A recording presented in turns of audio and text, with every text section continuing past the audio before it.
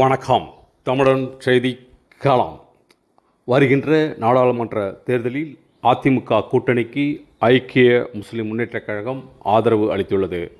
அதிமுக பொதுச் செயலாளரும் முன்னாள் முதலமைச்சருமான சட்டமன்ற எதிர்க்கட்சி தலைவருமான எடப்பாடி பழனிசாமியை ஐக்கிய முஸ்லிம் முன்னேற்றக் கழக தலைவர் ஹைதர் அலி சென்னையில் நேரில் சந்தித்து வருகின்ற 2024ஆம் ஆண்டு நடைபெறும் நாடாளுமன்ற தேர்தலில் தமிழகத்தில் அதிமுக தலைமையிலான கூட்டணி கட்சிக்கு தங்களின் ஆதரவை தெரிவித்தன.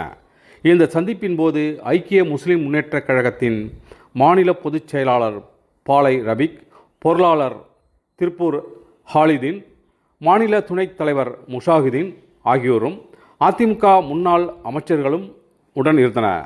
முன்னதாக ஹைதர் அலிக்கு எடப்பாடி பழனிசாமி சால்வை அணிவித்து வரவேற்றார். ஹைதர் அலி செய்தியாளரிடம் கூறுகையில், அதிமுக தேர்தலில் வெற்றி பெற்ற பிறகு ஒருபொழுதும் இனி பாஜகவுக்கு ஆதரவு தராது என்ற உத்தரவாதத்தை எடப்பாடி பழனிசாமி தெரிவித்ததாக ஹைதர் அலி தெரிவித்தார். அதிமுக கூட்டணிக்கு ஐக்கிய முஸ்லிம் முன்னேற்றக் கழகம் ஆதரவு அளித்துள்ளதால் சிறுபான்மையினரின் ஓட்டு கிடைக்கும் என அதிமுக வட்டாரங்களில் பேசப்பட்டு வருகிறது.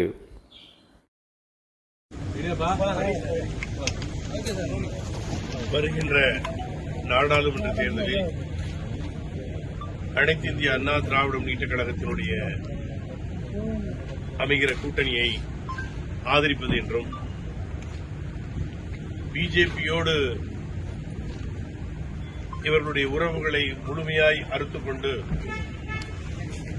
அவர்களுடைய செயல்பாடுகளை உணர்ந்து தமிழக மக்களை காக்க வேண்டும் என்றால் அவர்களிடத்திலிருந்து விலகியிருக்க வேண்டும் என்பதை புரிந்து இன்றைக்கு அதில் உறுதியாக இருக்கிற அனைத்து இந்திய அண்ணா திராவிட முன்னேற்றக் கழகத்து நிர்வாகிகளை பாராட்டி அவர்களை வாழ்த்தி அவர்களுக்கு உறுதுணையாக வருகிற நாடாளுமன்ற தேர்தலில் ஐக்கிய முஸ்லீம் முன்னேற்றக் கழகம் அனைத்து இந்திய அதிமுக கூட்டணியை ஆதரிப்பது என்கிற முடிவை அவர்களுக்கு அறிவித்துவிட்டு வந்திருக்கிறோம். நாங்கள் தேர்தலில் பங்கு பெறுகிற அமைப்பல்ல. நாங்கள் யாரு வர வேண்டும் என்பதை தீர்மானித்து அவர்களுக்காக வாக்குகளை சேகரிப்போம். நாங்கள் எங்களை தேர்தல் களத்திலே நிறுத்திக் கொள்வதில்லை. ஆகவே இவர்களுக்கு நாங்கள் எந்த விதமான இந்த சீட்டை தாருங்கள் அந்த சீட்டை தாருங்கள் என்றெல்லாம் கேட்காமல் ஆதரிக்க வந்திருக்கிறோம், ஆதரித்திருக்கிறோம். சார், இப்ப அவங்க நாடாளுமன்ற உறுப்பினர் தேர்ந்தெடுக்கும் பட்சத்துல அவங்க யாருக்கு வாக்களிப்பாங்க? பிரதமர் வேட்பாளர்ல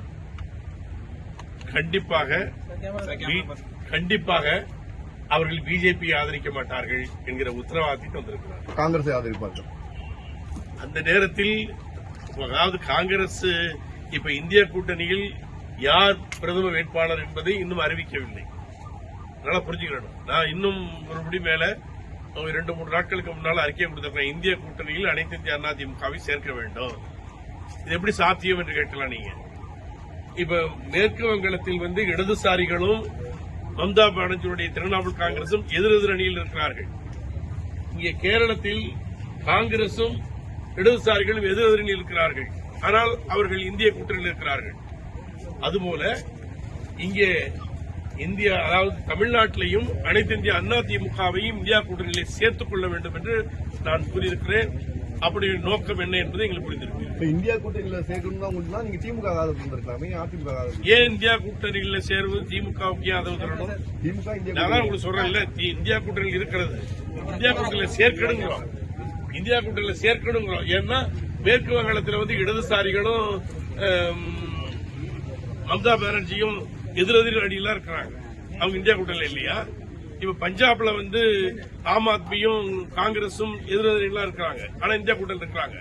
அப்ப எதிரெதிர் அணியில் இருந்தாலும் இந்தியா கூட்டணியை வலுப்படுத்த வேண்டும் என்றால் அதில் அனைத்து இந்திய அண்ணா திமுகவை சேர்த்துக் கொள்ள வேண்டும்.